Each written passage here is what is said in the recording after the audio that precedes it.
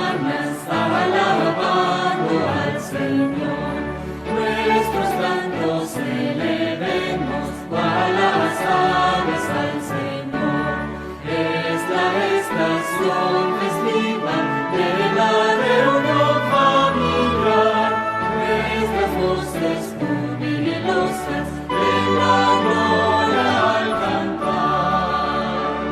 No existe otro sitio más querido que el hogar. Nuestras preocupaciones allí suelen disipar. Jesucristo, nuestro hermano, nos reúne con amor. Al Hijo de María, que alabaron con fervor. Es la época dichosa y de gran felicidad. Haya paz entre los hombres y la buena voluntad. Compartamos bendiciones, nuestro amor y nuestro amor. Brille Cristo en nuestras vidas, alabemos al Señor.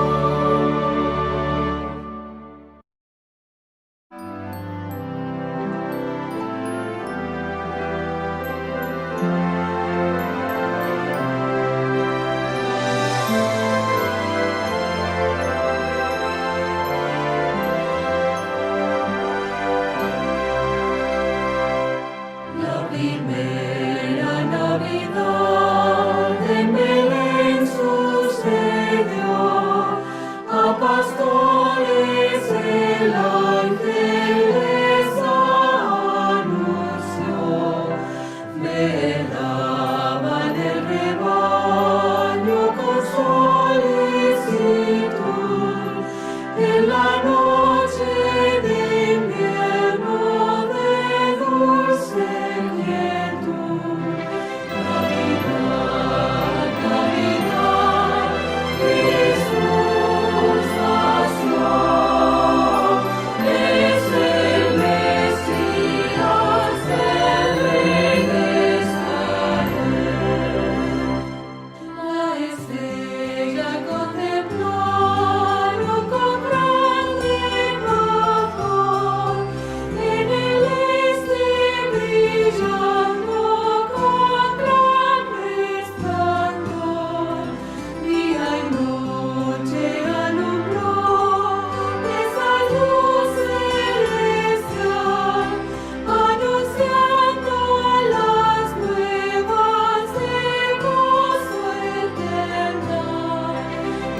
Navidad, Navidad, Jesús nació.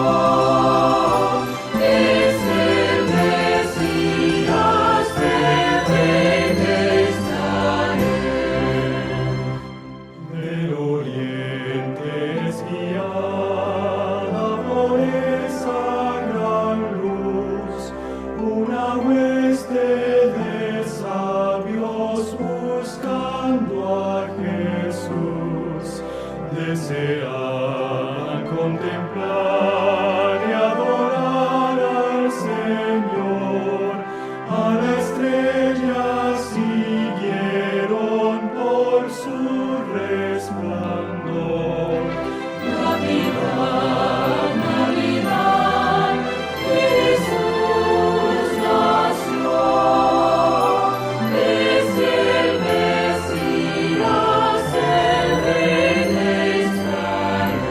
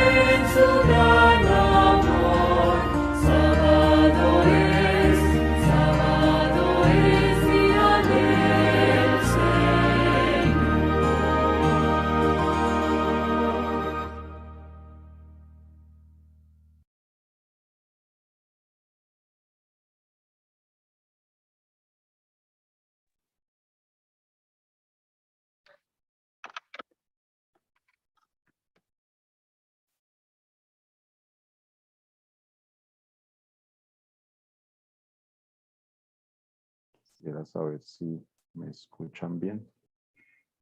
Sí, yo creo que ya me escucho bien.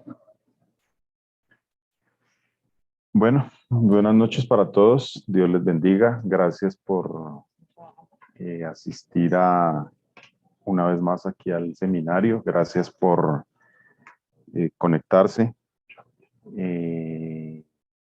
Los saludo muy amorosamente, muy cariñosamente.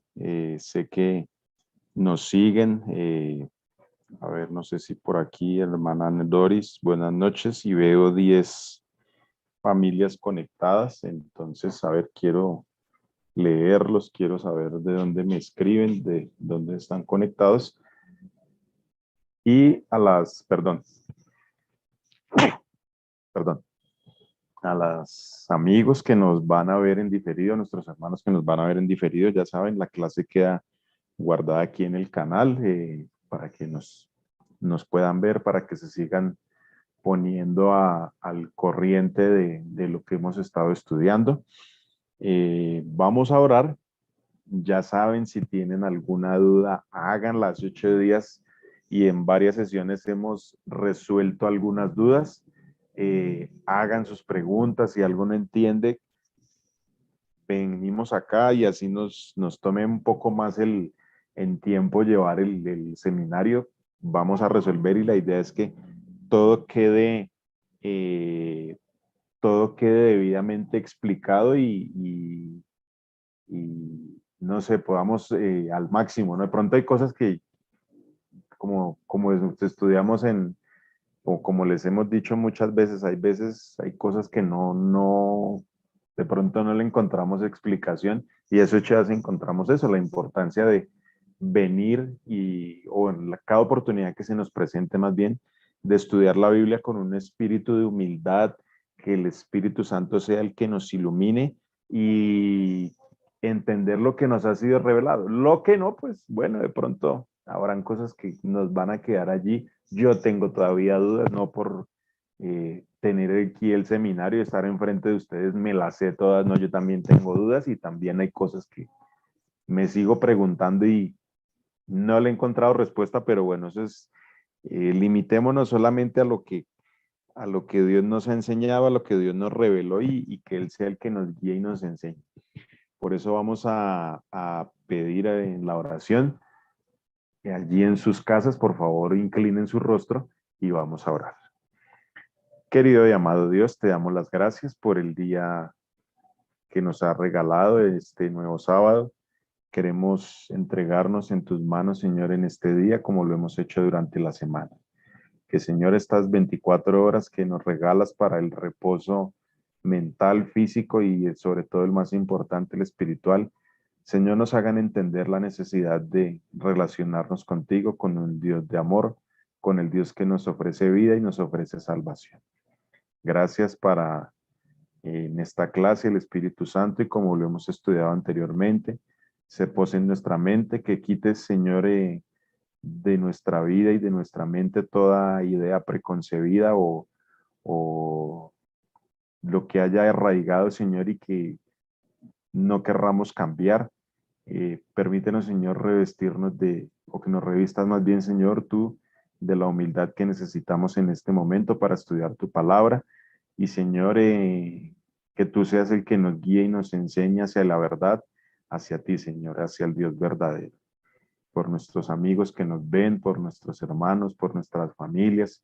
Señor, a cada uno de nosotros, Señor, por favor, bendícenos doquiera nos encontremos, nuestros hermanos, nuestros amigos que nos ven, los que aún, Señor, por otro momento, por una otra circunstancia no han podido regresar a casa, llévales con bien y permítenos, Señor, la vida, la salud y la misericordia como cada día. Agradecemos, Señor, tu amor, tu bendición en el nombre de nuestro Señor Jesús. Amén. Bueno, estamos en seminario de Apocalipsis, pero ustedes hoy ya vieron un par de himnos navideños y ya ven un ambiente locativo navideño. A mí me gusta mucho la Navidad. Entonces, en estas fechas vamos a intentar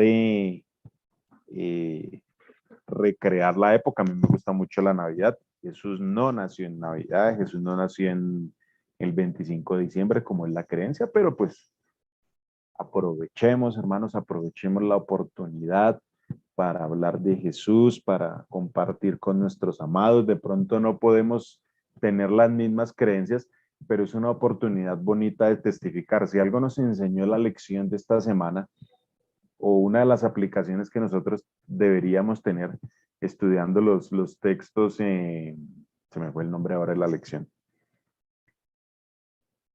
se me fue el nombre. Más allá de compartir o no una creencia, mostremos el carácter de Cristo, mostremos el carácter de Jesús al mundo. Por eso estamos estudiando el Apocalipsis y hasta este momento sabemos que Cristo viene por personas que van a reflejar que su carácter va a ser reproducido en ese tipo de personas. Creemos que es en nosotros. Vamos a ser el reflejo del carácter de Cristo hacia las demás personas y se nos ha encomendado una misión. Estamos estudiando. Vamos a continuar hoy con las trompetas, que eso es lo que estamos estudiando. Y es necesario mostrar al verdadero Cristo. Sí, no es necesario pelear, no es necesario disentir si alguien piensa diferente de nosotros. Mostremos a Cristo y Él se va a encargar del resto. Entonces, por eso les decía por la época, de pronto a algunos les gusta, a otros se incomodan, pero no debería ser más allá de si hay una luz, si hay una o lo que sea. Mostremos a Cristo, y no solo en Navidad, mostremos a Cristo en cualquier etapa de la vida. Voy a saludar, aquí a la hermana Elvira Ortiz, a la hermana Luz Amanda Ortiz, a Sandra Cuides, a ver, no sé quién más está por aquí. Bueno, hace 8 días, ay, esto se me bloqueó.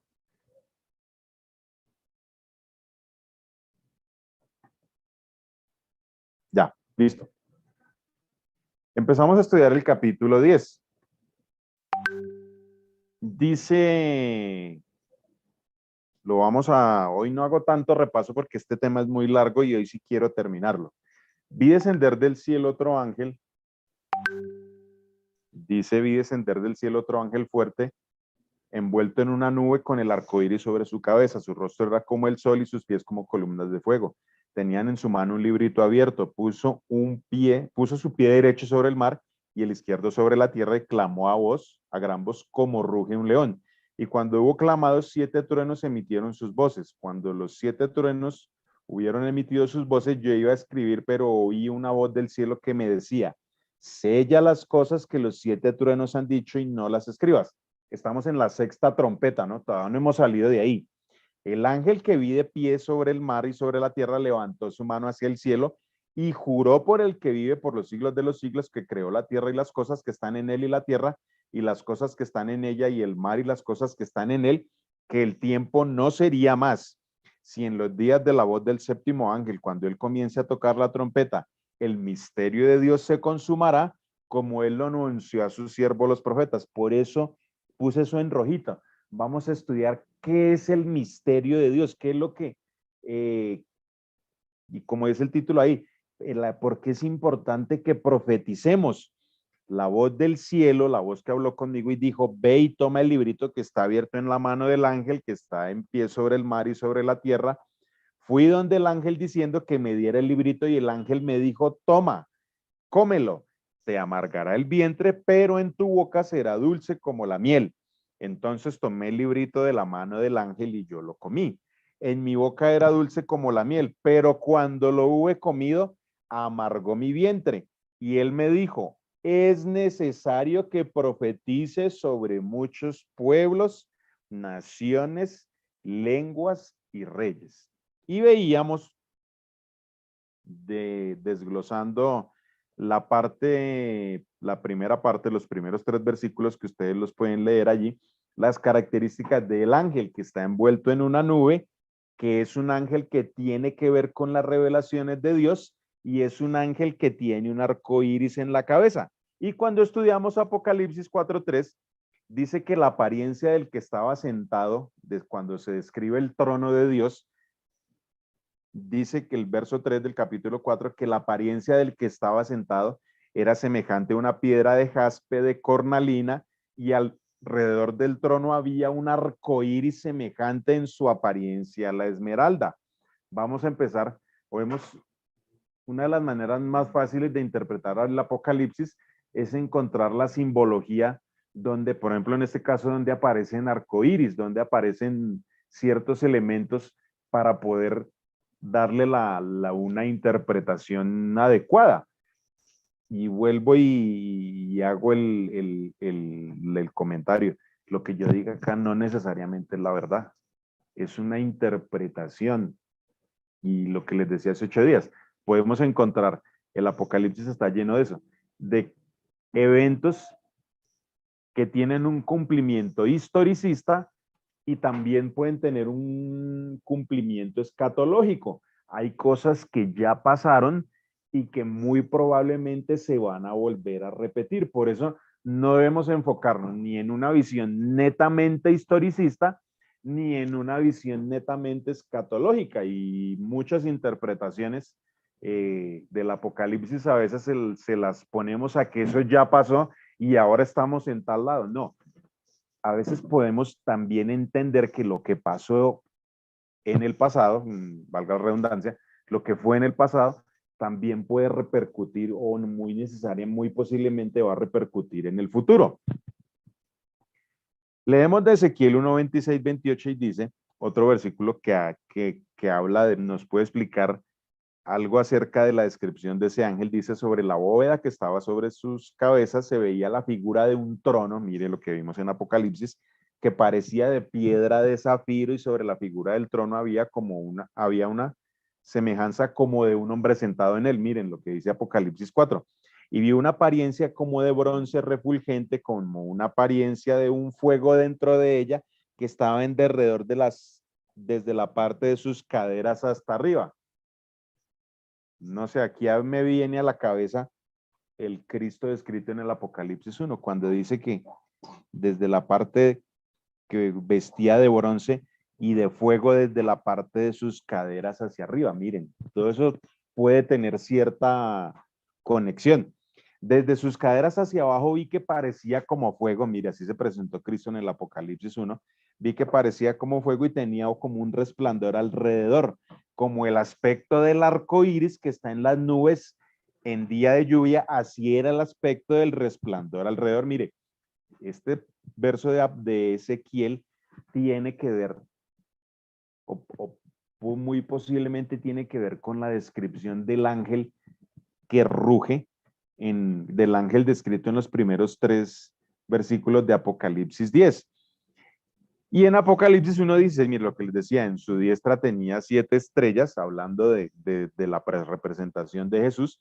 De su boca salía una espada aguda de 2 filos y su rostro era como el sol cuando resplandece con toda su fuerza. Son versículos que, y hace 8 días concluíamos que este ángel muy posiblemente era Cristo. Miren, versículos del Apocalipsis y de Ezequiel, que ya leímos, que describen a Jesús con el rostro como el rostro del sol. En muchas citas a Cristo, cuando dice el resplandor del sol, o como el sol de justicia o el sol de la mañana, expresiones que ya hemos estudiado aquí, se refieren en muchas ocasiones a Cristo. ¿Y por qué pensamos eso? Mateo 17:2 dice, allí se transfiguró delante de ellos y resplandeció su rostro como el sol y sus vestidos se hicieron blancos como la luz. Cuando Cristo se transfiguró allí en el monte de los olivos, se me fue de los olivos, creo que fue los olivos, cuando se transfiguró a los discípulos, que aparecieron Moisés y aparecieron Elías, que fue cuando les confirmó a ellos que él era el Mesías. Por eso se transfiguró y dice que su apariencia fue que de luz y su rostro como el rostro del sol, como lo dice Apocalipsis 10. Apocalipsis 1:15, sus pies eran semejantes como el bronce pulido, refulgente como un horno y su voz como el estruendo de muchas aguas. La descripción de Apocalipsis 1, ¿sí ven? Porque las descripciones nos van apuntando casi hacia el mismo lado. Entonces, el Apocalipsis 3, cuando dice que sus pies eran semejantes al bronce pulido, refulgente como un horno y su voz como de muchas aguas y su rostro como el sol y todo eso, me describe a un Cristo glorificado y por eso podemos pensar y analizar que el ángel que está allí en Apocalipsis 10 del 1 al 3 es Cristo. Ahora vamos a ver qué hace ese ángel. Jeremías del 25, del 30 al 38, voy a leer solo algunos versículos, porque por tiempo no me da para leer todo. Ustedes sí lo pueden leer allí. Tú profetizarás contra ellos estas palabras. Les dirás, Jehová ruge desde lo alto y desde su morada santa da su voz. Ruge fuertemente contra su redil. Canción de lagareros canta contra todos los moradores de la tierra. Llega el estrueno hasta el fin de la tierra porque Jehová está en pleito con las naciones. Él es el juez de todo mortal y entregará a los impíos a espada. Cuando me dice aquí que Jehová ruge, concluíamos hace 8 días y reafirmamos hoy, es que Cristo, cuando dice Jehová ruge desde lo alto y aparece ese ángel envuelto en la nube que tiene un arco iris sobre su cabeza y el rostro refulgente como el sol, dice que anuncia un juicio, como lo dice los primeros versículos aquí que ustedes están leyendo. Jehová ruge desde lo alto y desde su morada. Jehová anuncia el juicio. Y aquí en ese versículo, que yo sé que ustedes ya leyeron, aparece Dios enviando juicios. Y ya hemos visto en ocasiones anteriores que cuando dice que Dios envía juicios, ¿qué hace Dios realmente? Dios no es el que causa las cosas malas, como muchas veces lo hemos creído, y vuelvo y lo explico.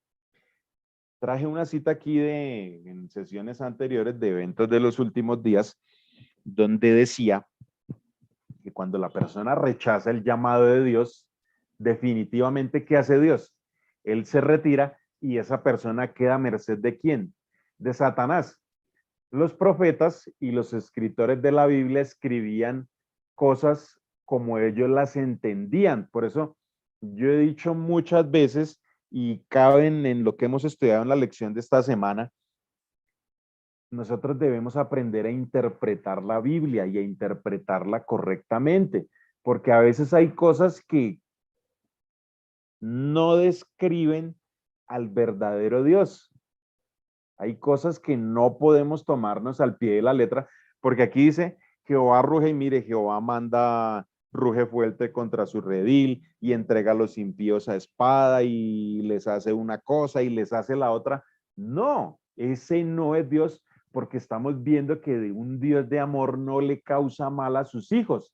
Simple y llanamente, tú decides si estás con Dios o no estás con Él. Si tú estás con Él, mantienes en el cerco de protección. Si tú no estás con Dios y si tú te sales del cerco de protección de Dios, Él no te va a obligar a que tú estés con Él.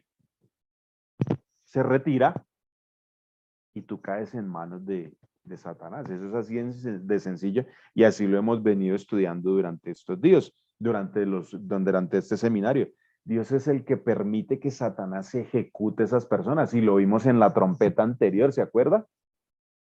Que quedan 3 grupos, unos que están con Dios, los otros que están a merced de Satanás, hay otros que se quedan en el medio como que ni con Dios ni con Satanás, ¿se acuerdan de eso? ¿Y qué hace Satanás? Satanás se encarga de causarle mal a los que están con él y se encarga de causarle mal al que ni para allá ni para acá, al que está en el medio y no quiere decir, él se encarga de eso. Dios siempre va a ser el cerco de protección y siempre va a traer vida y salvación a los demás. Cualquier cosa diferente a lo que no sea vida y no sea salvación, eso no viene de Dios y eso tenemos que entenderlo bien. Entonces, cuando dice que vienen los juicios de Dios, no necesariamente son los juicios de Él, es que Dios se retira de la persona que no quiere estar con Él. Y el ángel, este ángel de Apocalipsis 10, 1 al 3, que dice que ruge, es un ángel que viene a proclamar que viene un momento difícil, dice Oseas 1 al 10. En pos de Jehová caminarán. Él rugirá como un león, rugirá y los hijos vendrán temblando desde el occidente. Y concluimos que cuando Dios ruge es por dos cosas. Dios está anunciando dos cosas, tiene dos propósitos. Dispersar a los líderes infieles, ¿sí ven? Todavía estamos en zarandeo, todavía. Y ruge para traer a su rebaño a los que por culpa de esos líderes no están en el pueblo de Dios.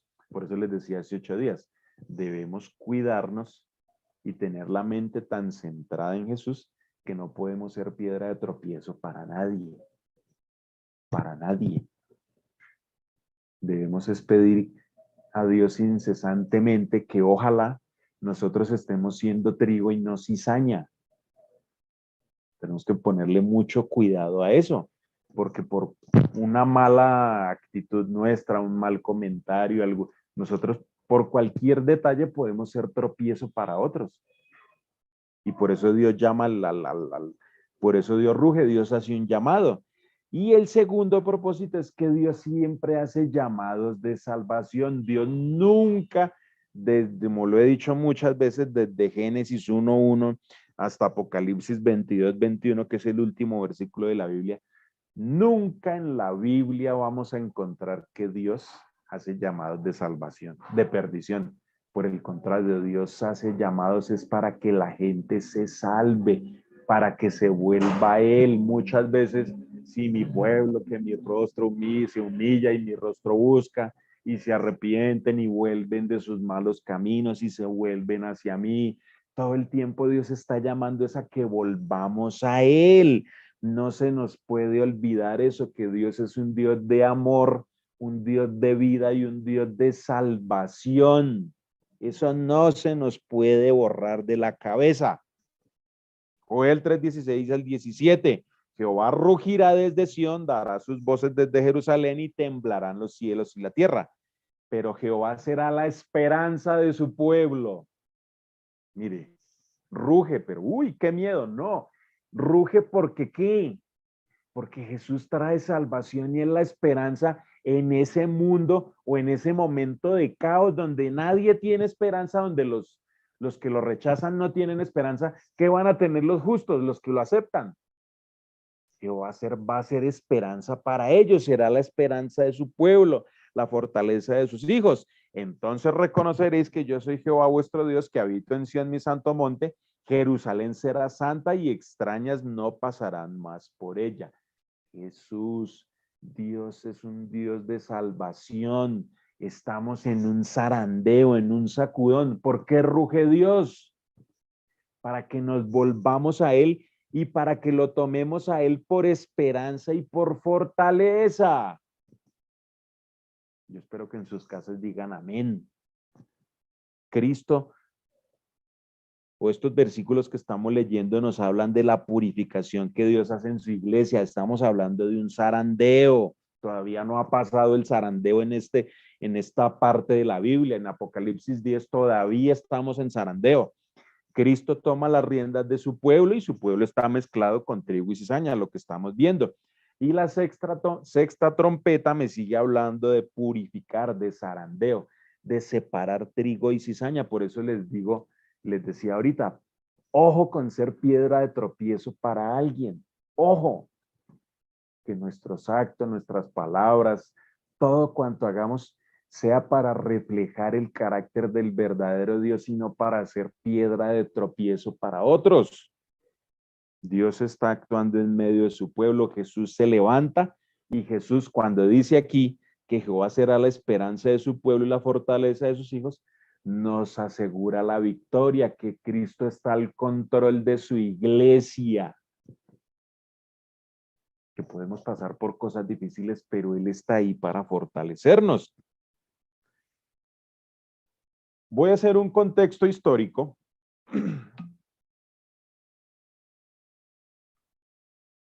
Perdón. ¿Qué está pasando en las trompetas? En las trompetas está gobernando el anticristo. ¿Se acuerdan las primeras trompetas? Que viene Los 144,000 están predicando con gran poder porque están siendo liderados por Cristo. Ahora, como hay un poder que está predicando con el poder de Cristo, hay otro que ¿qué? Se levanta otro. ¿Se acuerdan que hablamos de la humanización de Satanás? Entonces, Satanás se le va a dar permiso de humanizarse y de empezar a hacer milagros y empezar a hacer obras y empezar a venderse a este mundo como que él es la solución. ¿Por qué se le da permiso? Porque en la medida en que los 144,000 predican, hay un rechazo de la gente y ese rechazo profundiza la maldad. Hay unos que aceptan, hay otros que no. Y ya sabemos, y lo hemos estudiado, que cuando el espíritu se va retirando, ¿qué pasa? Viene Satanás y empieza a hacer de las suyas. Se profundiza la maldad, se contamina la tierra y Dios tiene que permitir que ese personaje desarrolle su carácter. Se lo permitió en el cielo. ¿Por qué no lo mató en el cielo? Pregunta que nos hacemos mucho. Es que si Satanás se reveló en el cielo, ¿por qué no lo mató a Dios de una vez y se hubiera quitado el problema? No. Dios deja que las personas demuestren lo que son. Les da la oportunidad de revelar sus intenciones por bien suyo y por bien mío y por el bien de todo el universo, porque estamos en un conflicto universal. Entonces Dios en su amor permite que cada quien muestre lo que es y que todo el mundo sea testigo de los que deciden estar con él y sean testigos de por qué las personas lo rechazan a él. Pronto no lo entendemos así, pero así actúa Dios. Entonces, si se manifiesta Cristo, ¿quién se tiene que manifestar? Porque es que Satanás no queda quieto. Se manifiesta lo que les decía. Lo que hace Jesús repercute en el otro bando. O sea, Satanás siempre quiere hacer lo que hace Cristo, siempre quiere tratar de imitar lo que hace él. Y si no imitar, ¿qué quiere hacer? Echarlo por la borda. Satanás se hace pasar por Cristo. Miren, los 144,000 están dándole al mundo la imagen y el carácter de Cristo. ¿Y Satanás qué hace? Él se humaniza y dice, no, un momentico, mire, aquí aparecí yo y yo soy el propio, yo soy la solución a sus problemas. Y esos 144,000, ¿qué hacen? Pilas, que el que apareció, ¿quién? Ese no es el verdadero Cristo, ese no es. Los están engañando. Y Satanás, cuando al principio viene a hacerse pasar con Cristo, empieza a solucionarle los problemas a la gente. Y ya eso lo vimos en las 4 trompetas anteriores. Desastres económicos, sociales, todo se vuelve caos en el aire, en el mar, en la tierra. Todo mundo entra en un conflicto y todo mundo empieza a pelearse con todo mundo. Los poderosos a oprimir más a los débiles. Y ya vimos todo el caos que eso causa. Por eso es que viene Satanás. Mientras los 144,000 predican que hay un Cristo, un Dios de amor, de salvación y hay una esperanza, ¿qué se le permite a Satanás? Se le permite humanizarse. ¿Para qué? Para que él venga y diga, uy, yo soy la solución a sus problemas. Mentiras. Entonces entendemos que Satanás se hará pasar por Cristo mismo y los 144,000 van a tener la respuesta de lo que está pasando. Los malos no, los 144,000 sí. Y dirán a la gente que ese no es Cristo y que no se van a someter a las directivas del anticristo. Mire, empieza el conflicto. Los 144,000, ¿a quién se mantienen fieles? A Dios, no a este anticristo, no se mantienen fieles a él. Y ahí viene ahí arranca el conflicto final. Versículo 2 de Apocalipsis 10. Tenía en su mano un librito abierto, puso su pie derecho sobre el mar y el izquierdo sobre la tierra. ¿Cuál es ese librito?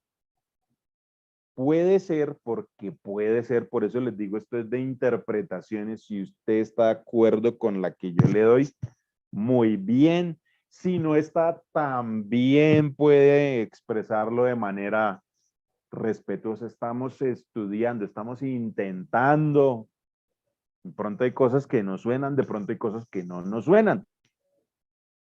Pero a mi criterio y al de muchos eruditos, es un libro cerrado en el Apocalipsis y al mismo Jesús se le entrega un libro cerrado y él abre los sellos y el libro se va abriendo.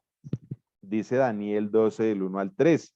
En aquel tiempo se levantará Miguel, el gran príncipe que está delante de los hijos de tu pueblo. Será tiempo de angustia. Miren, estamos hablando de zarandeo, mire, tiempo de angustia, o sea, el zarandeo, las trompetas, cual nunca fue desde que hubo gente hasta entonces. Y será libertado tu pueblo y todos los que se hallen inscritos en el libro. Muchos de los que duermen en el polvo de la tierra serán despertados, unos para vida eterna, otros para vergüenza y confusión perpetua. Los entendidos resplandecerán como el resplandor del firmamento y los que enseñan la justicia a la multitud como las estrellas a perpetuidad de eternidad. Pero tú, Daniel, cierra las palabras y sella el libro hasta el fin, tiempo del fin. Muchos correrán de aquí para allá y la ciencia aumentará.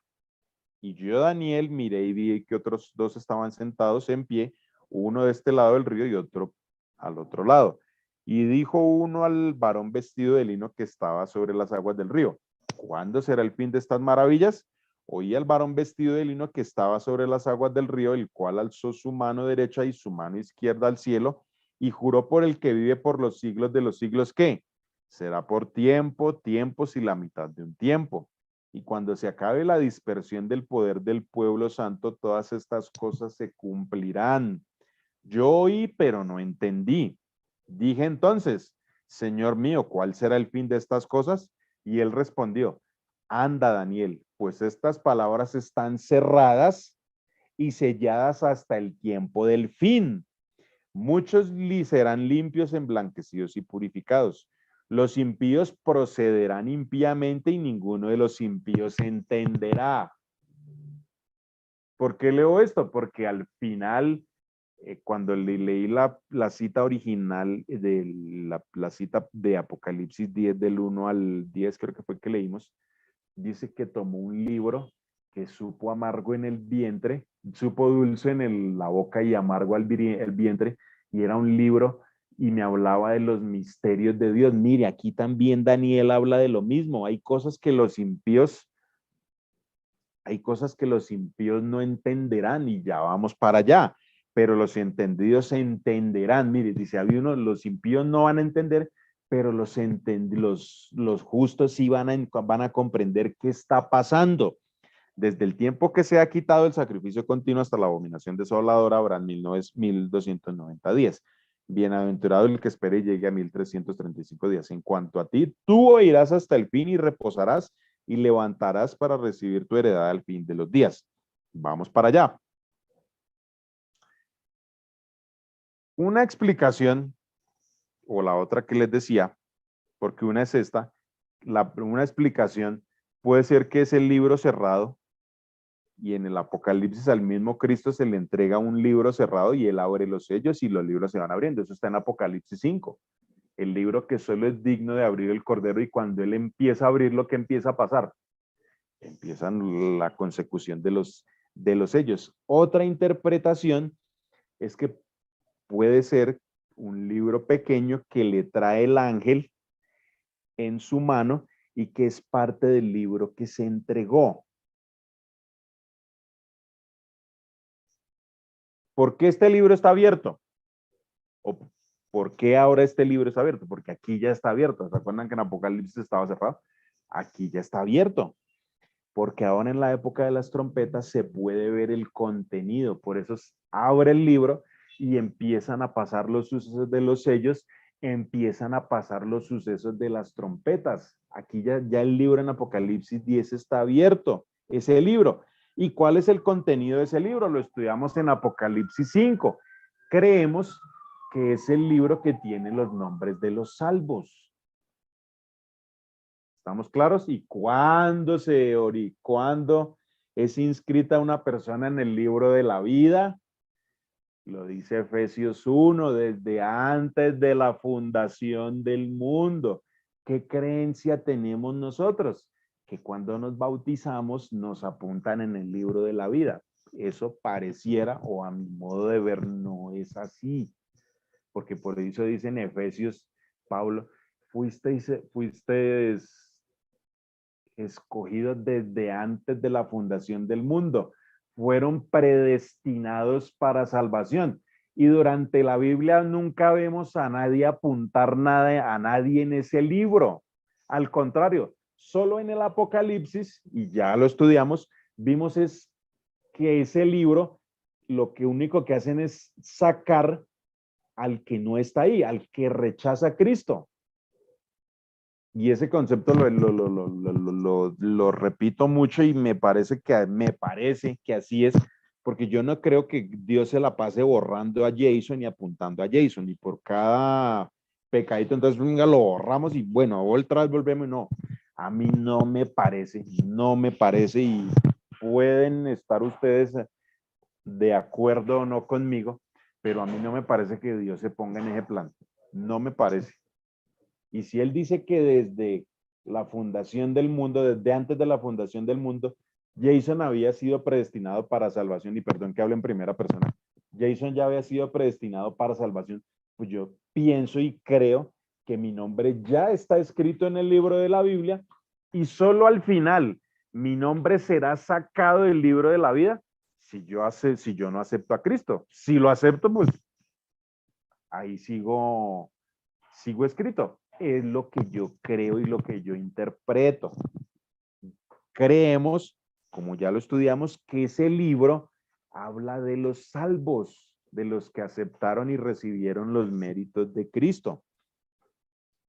Podemos pensar, de acuerdo a lo que va sucediendo en las trompetas, que se puede saber quién será y quién no será salvo, claro. Vienen eventos donde cada quien decide de qué lado estar. Cuando empiecen a sonar las trompetas, el pueblo de Dios tendrá la seguridad de que ellos están salvos gracias a Cristo por el hecho de que están aconteciendo, las cosas que iban a suceder después de que ellos fueron sellados.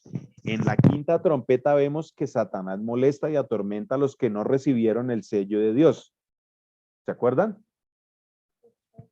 Lo que les decía, dos grupos, unos sellados, con esto no se me meta, dice Dios. ¿Y qué pasa con el otro? Ah, ese es al que Satanás va a fastidiar. Y se va a abrir otro grupito que Satanás mismo se va a encargar de disolver. Eso sí lo dice la quinta trompeta. Cuando nosotros veamos a esas personas atormentadas que una vez fueron pueblo de Dios, vamos a saber que esas personas están perdidas. Cuando se separa el trigo de la cizaña, las personas que dicen estar con Cristo, pero no estaban con él. Esos son los que terminan saliendo y nos vamos a dar cuenta nosotros, y digo nosotros porque me meto en el cuento y me meto en la bolsa de los salvos, ojalá y así sea, y ojalá ustedes también, nos vamos a dar cuenta de que esas personas, nos dice, uy, uno creía que y mire, nos vamos a dar cuenta y de alguna manera eso va a revelar una parte pequeña del contenido del libro de la vida, una parte de ese libro que estaba abierto, que estaba cerrado y ahora está abierto, nos va a ser revelado. ¿Qué contiene el libro? O sea, sí, no solo los sucesos, sino los nombres de los que van a ser salvos, de los que son salvos. ¿Quiénes se quedan en el libro? Los 144,000 tienen la seguridad de lo que están viendo y tienen la seguridad de que están ahí en el libro de la vida.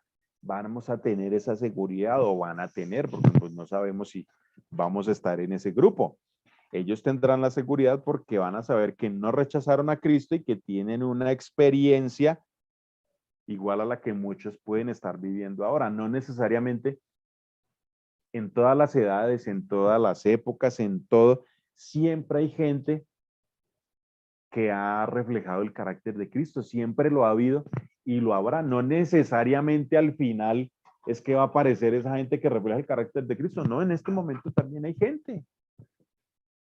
Y puede no necesariamente ser parte de los 144,000.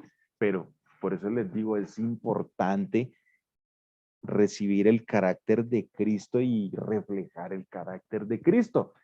Ya sea que estemos en el grupo de los 144,000 o si somos llamados al descanso antes, no interesa, reflejemos el carácter de Cristo. Apocalipsis 10:2 Dice que tenía en su mano un librito abierto y puso un pie derecho su pie derecho sobre el mar y el pie izquierdo sobre la tierra. Quiere decir lo que Jesús hará al fin del tiempo cuando se levante y deje a su pueblo y su pueblo le deje actuar. Va a haber una repercusión mundial y en esa repercusión vienen lo que hemos estudiado durante las trompetas. Es interesante que Cristo pone un pie derecho sobre el mar y el izquierdo sobre la izquierda. ¿Por qué? Porque en Apocalipsis 13, ¿se acuerdan? O ya lo hemos estudiado mucho. Hay alguien que, ¿qué? Dice que se va a levantar otro. Mira, todo lo que hace Cristo, ¿quién lo hace? Satanás intenta imitarlo y en Apocalipsis 13 dice que se levanta un anticristo que surge del mar y después dice que surge de la tierra. Entonces, ¿qué va a pasar aquí? Que el mismo Cristo va a producir algo que va a repercutir en el mundo. Mientras alguien intenta imitarlo, ¿el qué va a hacer? Cristo va a sacudir y va a mostrar las verdaderas intenciones del anticristo. Clamó a gran voz, ruge como león, y cuando hubo clamado, 7 truenos emitieron sus voces. Cuando los 7 truenos emitieron sus voces, yo iba a escribir, pero oí una voz del cielo que me decía, sella las cosas que los 7 truenos han dicho y no las escribas. El ángel habla y ruge como un león y 7 truenos emiten sus voces. Y cuando sus 7 truenos emiten sus voces, Juan va a escribir. ¿Pero qué va a escribir? ¿O por qué va a escribir? Porque Juan entiende lo que dicen los truenos y cuando entiende lo que dicen los truenos, ¿por qué lo escribe? Porque Jesús le había dado una orden, ¿se acuerdan? En Juan 1:19, de que todo lo que viera y escuchara, lo escribiera ¿para qué? Para nosotros. Por eso fue escrito el Apocalipsis, por eso le dijo a Juan, escriba todo lo que ve y todo lo que entiende, ¿para quién? Para los que a partir de Juan, toda esa generación, todas esas generaciones que vienen desde Juan, para nosotros, para que entendamos lo que va a pasar en la iglesia. Quiere decir que cuando suenan esos truenos, Juan va a hacer lo que Jesús le dijo que hiciera.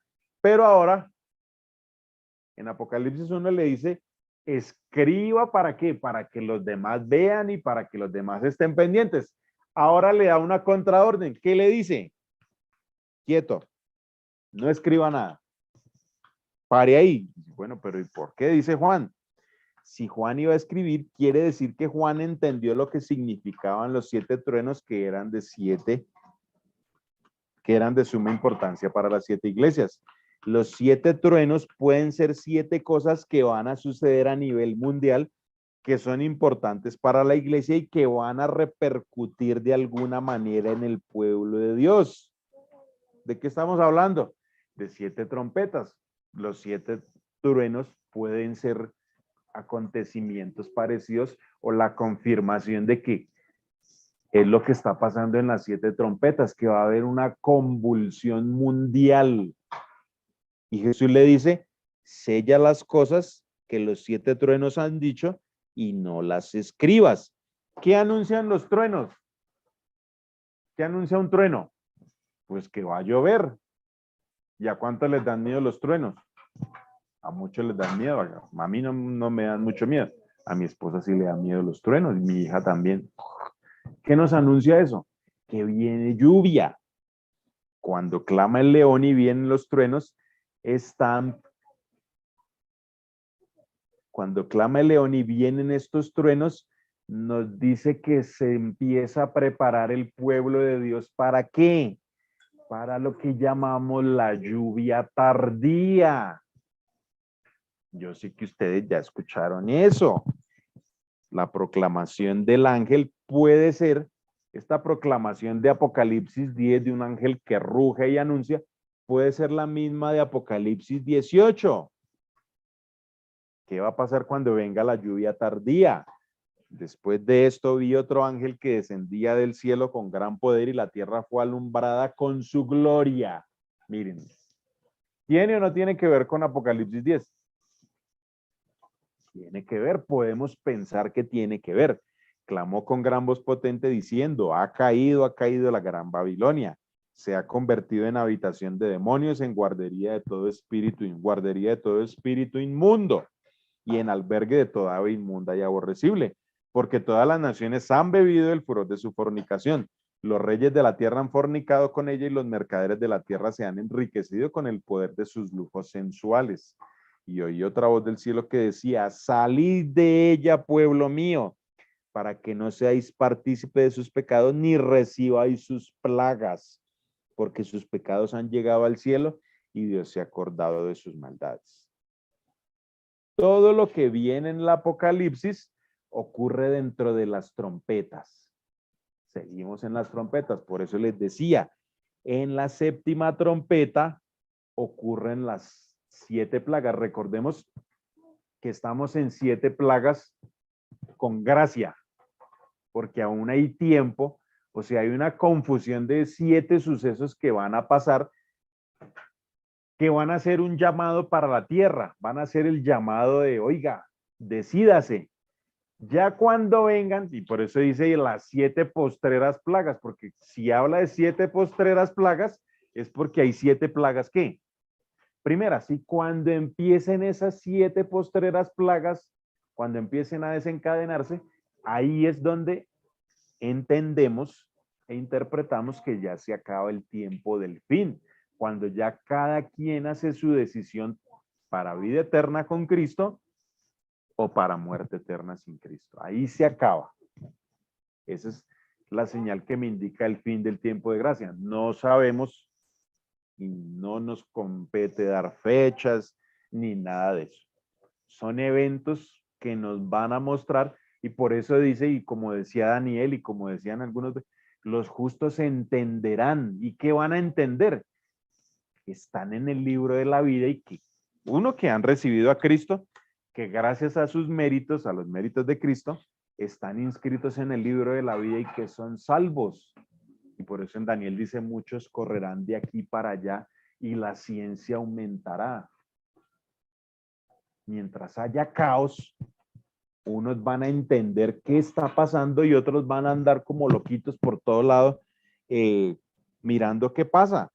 El ángel que vi, dice Apocalipsis 10:5-6, el ángel que vi de pie sobre la tierra, no, el ángel que vi de pie sobre el mar y sobre la tierra levantó su mano hacia el cielo y juró por el que vive por los siglos de los siglos, que creó la tierra y las cosas que están en él, y la tierra y las cosas que están en ella, y el mar y las cosas que están en ella, que el tiempo no sería más. ¿Qué es eso de que el tiempo no sería más? O sea, no habrá más tardanza, ya no va a haber más oportunidad para nadie. ¿Qué dice Pedro? Se me fue la cita, tanto que la traigo acá y se me fue ahora. Dice que el Señor, se me fue la cita, la fui a parafrasear y se me olvidó. Dice que Cristo tarda, no pude ordenar mis ideas.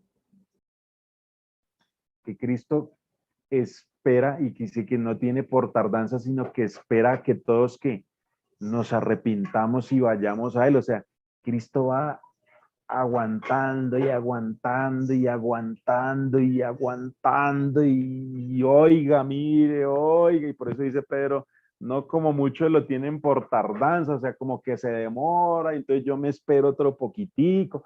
No. ¿Y por qué parecemos que Cristo se tarda un poquito? Porque tiene gracia y tiene misericordia para todos, porque Dios es un Dios de amor y de salvación. Pero algún día esa tardanza, o cuando dice ese tiempo no será más, se va a acabar el tiempo de gracia, se va a acabar la oportunidad para ti, para mí o para los que estén ahí. Ya nadie más va a tener la oportunidad, cada quien lo que decidió, eso es. ¿Por qué se acaba la tardanza? Un paréntesis de lo que escriben las trompetas. Las trompetas, el pueblo de Dios queda purificado y una vez queda purificado, comienza a purificar, comienza a predicar y ya no hay más tiempo, o sea, ese ya es el último pregón, lo que llamamos el último pregón, ya el último, y después de ese último pregón ya no hay nada más, no se vuelve a predicar, o no se vuelve a extender el tiempo no, más bien, no va a haber otro tiempo de gracia, otro tiempo de predicación. Esa es la última y lo que fue, fue. Y en esa generación, por eso dice, cuando el tiempo no es más, es porque en ese tiempo o en esa generación es cuando Cristo viene. Ojalá sea en la de nosotros. Yo espero que todo esto esté quedando claro. No los leo en el chat. No sé si están conmigo. Bueno, en el séptimo ángel, cuando comience a sonar la séptima trompeta, el misterio de Dios se consumará. ¿Se acuerdan lo que leímos en los versos finales de Apocalipsis 10? El misterio de Dios se consumará. ¿Cuál es el misterio de Dios? ¿Quién dijo consumado es? Fue Jesús. ¿Cuándo lo dijo? Antes de morir. ¿Y por qué dijo Jesús consumado es? Porque humanamente Cristo tenía un desafío. ¿Y cuál era? Morir sin pecar, vivir perfectamente, enseñarle al hombre a vivir perfectamente. Por eso cuando murió dijo, hasta aquí fue, consumado es, todo está hecho, todo ha sido concluido. Cristo, el gran desafío que tuvo era morir sin pecar. Cristo pasó su vida ¿con quién? Diariamente, 24/7, los 30 días del mes, los 365 días del año, todo el tiempo que Cristo estuvo humanamente en esta tierra, dependió de quién, dependió de Cristo, y eso fue lo que nos vino a enseñar, a detestar el pecado. Satanás no quería que Jesús muriera. Yo sé que a muchos les va a rayar esto. Satanás no quería que Jesús muriera, quería torturarlo, pero que no muriera. ¿Por qué lo afligió tanto antes de morir? Porque Satanás tomó posesión de los soldados, de los mismos judíos. ¿Qué le hicieron? Lo agonizaron lo que más pudiera. ¿Para qué? ¿Y cuántas veces le dijeron, si tú eres Cristo, haz tal cosa? Lo mismo que hizo en las tentaciones, ¿qué hizo aquí? Si usted es hijo de Dios, bájese de allá. Si usted es hijo de Dios, haga esto. Si usted es hijo de Dios, haga. Todo el tiempo Satanás estuvo fastidiando, desafiando también. Yo digo fastidiando porque lo estuvo fastidiando.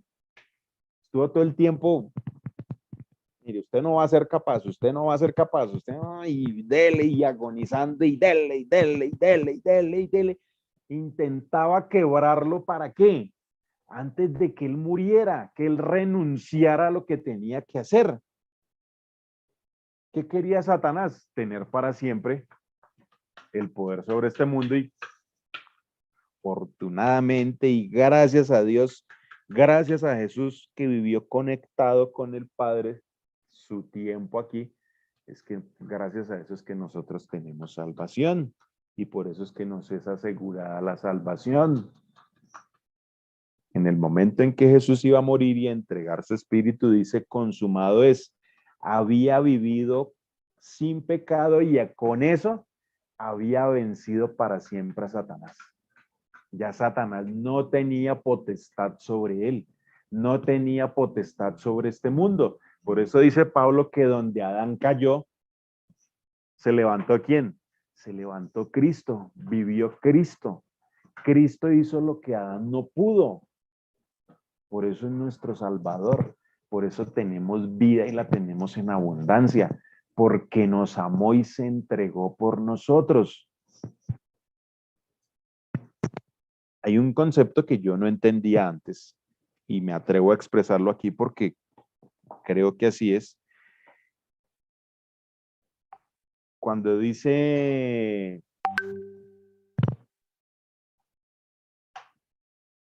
le escuché a un pastor y por eso lo traigo acá y me parece coherente, que Jesús vivió en arrepentimiento continuo. No era que Jesús hubiese pecado y necesitara arrepentirse, sino que una de las maneras de vivir arrepintiéndonos constantemente es depender de Dios. Recordemos, y lo he expresado muchas veces, ¿qué es pecado? Pecado es desconectarnos de Dios. Eso es pecado, la sola desconexión. Claro, como el fruto de eso viene la transgresión de la ley, saber hacer lo bueno y no hacer lo que son las definiciones bíblicas que encontramos. Pero el pecado es eso, desconectarnos de Dios. ¿Qué es vivir arrepentidamente y qué es vivir o qué es vivir arrepentido? Todo el tiempo estar en comunión con Dios, que muera mi yo y viva quién, como dice Pablo, que viva Cristo. Entonces, como Cristo todo el tiempo tuvo dependencia de Dios, vivió en arrepentimiento continuo, o sea, renunciando a sus, como dice Pablo, no tenemos un sumo sacerdote que no haya sido qué, o tenemos un sumo sacerdote que fue tentado en todo, pero ¿en qué? Sin mancha. Sí, Cristo fue tentado como somos tentados nosotros. Pero ¿por qué no cayó? Porque el arrepentimiento es eso, conectarme con Dios todo el tiempo, mantener esa conexión vital. Y gracias a esa conexión vital, pudo vivir la vida perfecta que vivió. Y por eso es que nosotros somos salvos y por eso exclamó, consumado es, porque ya Satanás había perdido la potestad sobre esta tierra. Y dice, el misterio de Dios se consumará cuando el séptimo ángel comience a sonar la séptima trompeta. Ya vimos que todo el Apocalipsis, todo este conflicto está ¿qué? En 6 trompetas, y cuando suene la séptima, ¿qué va a pasar? Ahí es cuando viene el regreso de Cristo. Cuando dice Apocalipsis 17, el misterio de Dios se consumará cuando el ángel comience a sonar la trompeta. ¿Cuál es el misterio de Dios? Dijo Pablo en Romanos 16, 25 al 27. Y al que puede fortaleceros según mi evangelio y la predicación de Jesucristo, según la revelación del misterio que se ha mantenido oculto desde tiempos eternos, pero que se ha manifestado ahora y por las escrituras de los profetas, según el mandamiento del Dios eterno, se ha dado a conocer a todas las naciones para que obedezca por fe al único sabio Dios, sea la gloria mediante Jesucristo para siempre. Amén.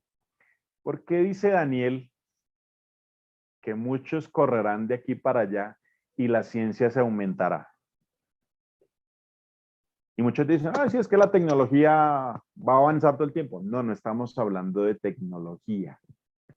Cuando dice Daniel, y la ciencia aumentará, ¿qué va a aumentar o qué está aumentando en este tiempo?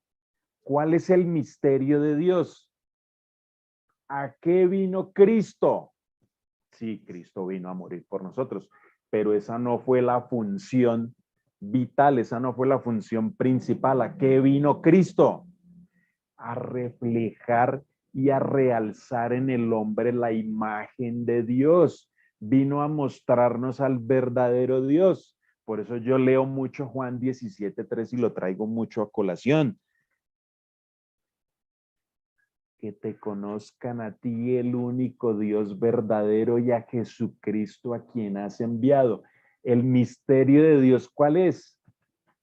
Que Dios no es el tirano, justiciero, vengativo y ese Dios malo que nos vendió Satanás. ¿Quién es Dios?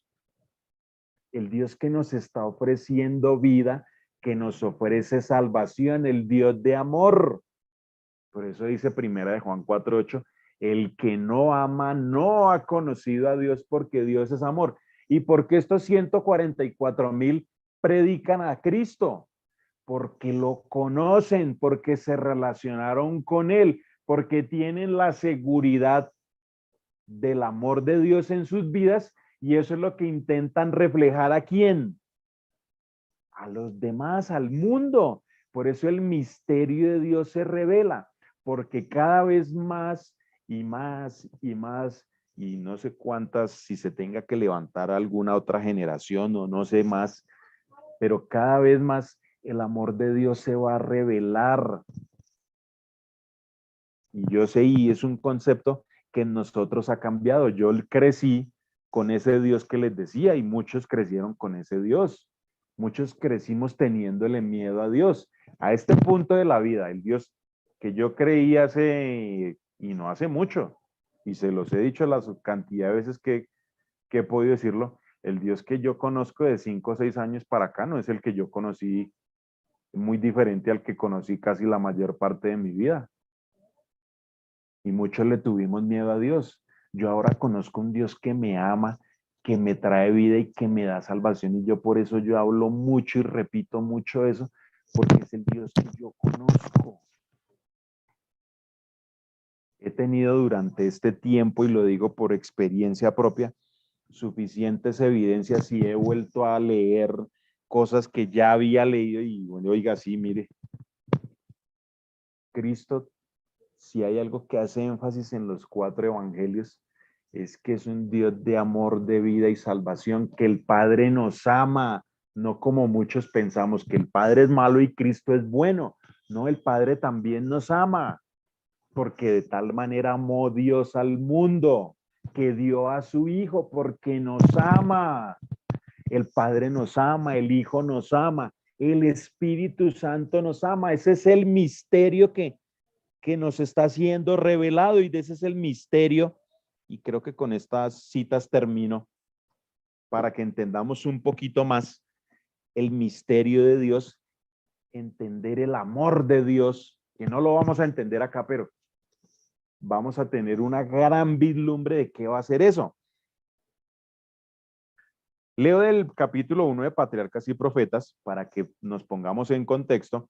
Dios permitió que Satanás siguiese con su obra hasta que el espíritu de desafecto se trocó en una activa rebelión. Mire, Dios deja actuar y Dios necesita demostrar quiénes son los demás y quién es Él.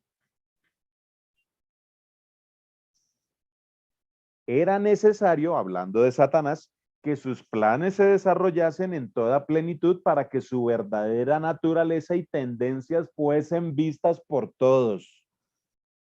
Como querubín ungido, Lucifer había sido altamente exaltado, amado por los seres celestiales y su influencia sobre ellos era poderosa. El gobierno de Dios, y lo pongo así en negrilla para que el gobierno de Dios incluía no solo habitantes del cielo, sino también a los de los mundos que había creado. Y Lucifer llegó a la conclusión de que si pudiera arrastrar a los ángeles celestiales en su rebelión, podría arrastrar también a los otros mundos.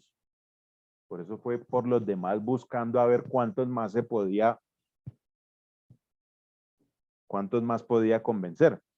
Aun cuando Satanás fue arrojado del cielo, la sabiduría infinita no le aniquiló, puesto que solo el servicio inspirado por el amor puede ser aceptable para Dios. La lealtad de sus criaturas debe basarse en la convicción de que es justo y benévolo. ¿De qué debemos estar convencidos nosotros? De que Dios es justo y benévolo. Por no estar los habitantes del cielo y de los mundos preparados para entender la naturaleza o las consecuencias del pecado, no podrían haber discernido la justicia de Dios en la destrucción de Satanás. Ese es el misterio de Dios. Conocerlo, por qué permitió tantas cosas, por qué permite y con qué fin. ¿Para qué? Para mostrar quién es quién, para mostrar las obras de Satanás, para mostrar quién es él en su naturaleza y para que nosotros decidamos. Ese es el misterio de Dios.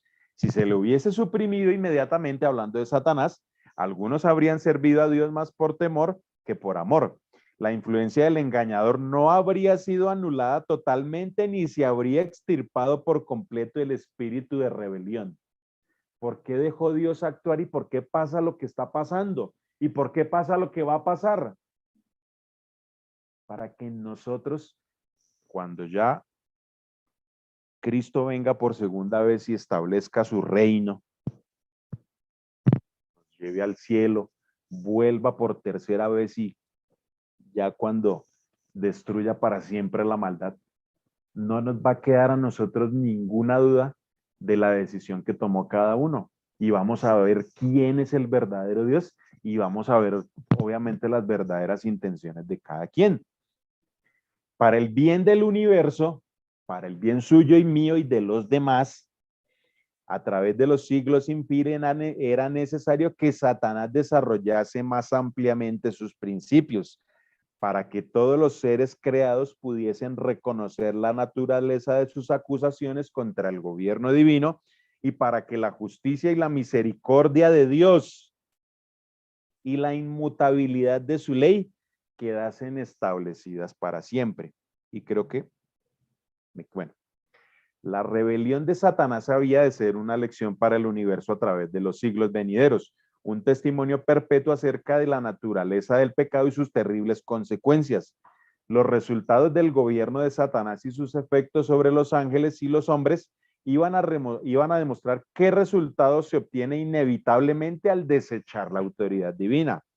Se iba a atestiguar eso que pasó y que está pasando, se iba a atestiguar que la existencia del gobierno de Dios entraña el bienestar de los seres que él creó. ¿Sí ven por lo que les decía hace un momentico? Porque ya no creo en el Dios que a mí me vendieron durante muchos años, porque cada vez que voy a una cita bíblica o voy a un pasaje del Espíritu de profecía, me doy cuenta de un Dios de amor, de un Dios que da vida y de un Dios que da salvación. No creo y no puedo creer en otro Dios y yo por eso hago mucho énfasis en eso. De esta manera, la historia de este terrible experimento, esto que ha pasado en estos 6.000 años, ¿qué es? Un terrible experimento. Pero ya vemos que Dios usa las cosas malas y las transforma en bendiciones. Sí, no nos gusta lo que pasa y algún día se va a acabar y ojalá y se acabe rápido. Ojalá se acabe este terrible experimento. Pero ¿para qué va a servir esto? La historia de este terrible experimento de la rebelión iba a ser una perpetua salvaguardia para que todos los seres santos, para evitar que sean engañados acerca de la naturaleza de la transgresión, para salvarlos de cometer pecado y de sufrir consecuencias. El que gobierna los cielos ve el fin desde el principio.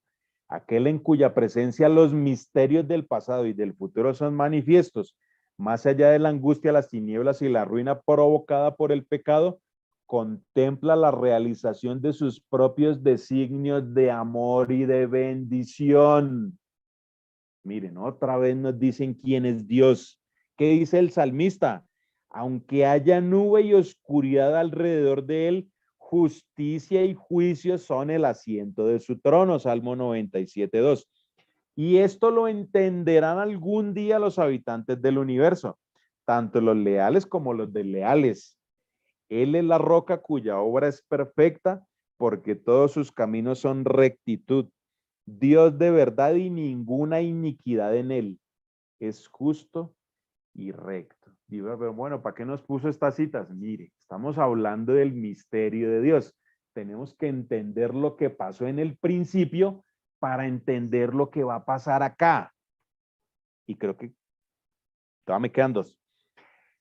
Apenas se abren los registros, estos ya son citas del conflicto de los siglos, son apartes. Apenas se abren los registros, eso es para que entendamos.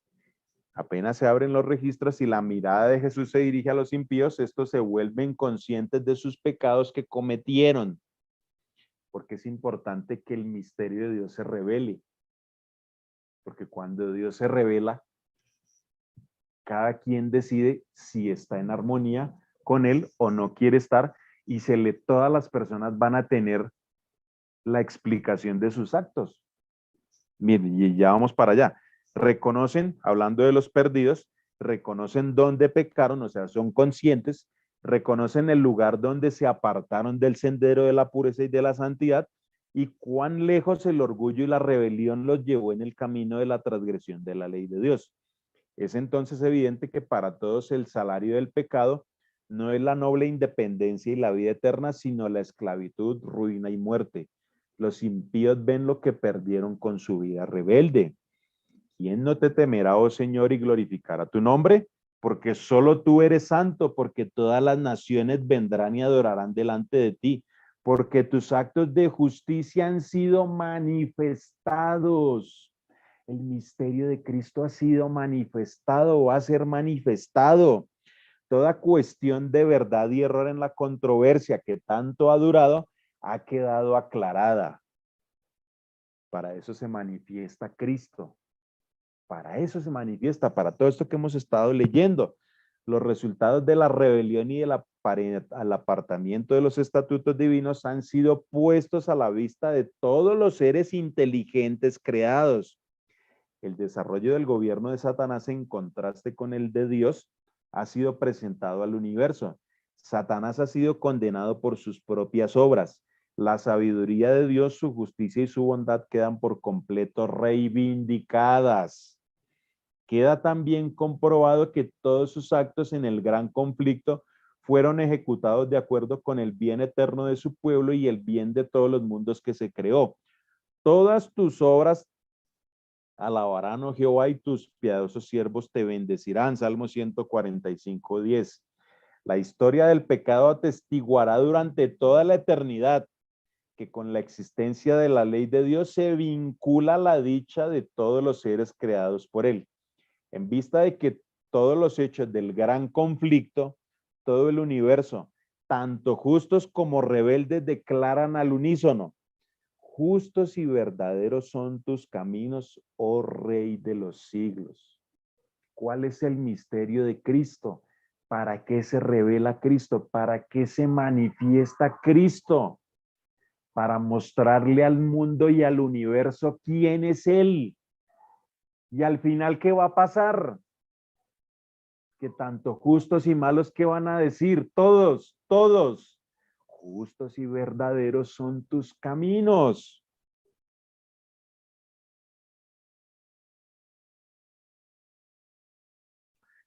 Bueno, yo voy a dejar aquí porque no terminé y ya no voy a abusar más del tiempo de ustedes. Me quedan algunas, sí, me quedan muchas imágenes. Yo les dije que este tema era largo y vamos a quedar acá. Quedémonos con eso. Quedémonos hasta el verso 8. La explicación del misterio de Dios, lo que dice Daniel: muchos correrán de aquí para allá y la ciencia aumentará. ¿Qué es la ciencia aumentará? Y Cristo empieza a manifestarse el Padre, y el amor del Padre se va a manifestar más y más y más y más y más y más y más y más. Y cada quien decide si acepta o no acepta a Cristo. Vamos a parar aquí. Sí, nos alcanzamos a ver en 8 días, en 15 ya hay, en 15 tenemos una semana de mayordomía, entonces en 15 no tenemos, pero en 15 espero terminarlo. De verdad, este tema es, yo sabía que no lo iba a terminar en una sola sesión, y eso que desde la anterior también empezamos a estudiar. Si tienen preguntas, hágalas. Si le quedó algo que no le suena, manifiéstemelo en el WhatsApp o mañana en la iglesia, y aquí venimos y lo tratamos de interpretar lo mejor que podamos. Solo me resta decirles eso. Busquemos a Dios, busquemos al verdadero Dios, entreguémonos a Dios, vivamos en constante arrepentimiento y reflejemos al mundo, a este mundo, el carácter del verdadero Dios. Voy a invitarlos para que inclinen su rostro. Vamos a orar y nos vamos a despedir en esta noche. Nuestro Dios, te damos las gracias por permitirnos en este momento el estudio de tu palabra, Señor, una parte más. Aún nos falta otra por avanzar, pero esto, Señor, que allí hemos estudiado y queremos, Señor, que tú seas el que nos haga entender y nos dé sabiduría para estas cosas que de pronto a nuestra mente no son de pronto tan fáciles, que por sobre todo, Señor, podamos aceptarte, que podamos entender el Dios de amor que eres, conocerte, Señor, entregarnos a ti, que esa sea nuestra oración continua y diaria, Señor, a cada momento, a cada instante, y vivir, Señor, conectados a ti. Es nuestra única petición, es nuestra única necesidad, Señor, por eso lo expresamos tanto, porque, Señor, tenemos necesidad de ti, solo tú puedes estar en nuestra vida, morar en nuestro corazón, en nuestra mente, y entender, Señor, el Dios de amor y de salvación que tú eres. Nos entregamos en tus brazos de amor. En esta noche pedimos el reposo físico para nosotros, para poder tener un sueño reparador y, Señor, en las horas de la mañana poder tener la energía necesaria y la mente reposada, Señor, para ir a tu casa de oración y alabarte y glorificarte, Señor, por lo que haces cada día por nosotros. Agradecemos tu amor, agradecemos tu bendición y tu misericordia en los méritos santos, en el nombre de nuestro Señor Jesús. Amén. Amén. Un abrazo para todos. Dios los bendiga. Los quiero mucho. Y no se pierdan la continuación en 8 días, por la misma hora y por el mismo canal. Ah. Dios les bendiga y nos vemos mañana.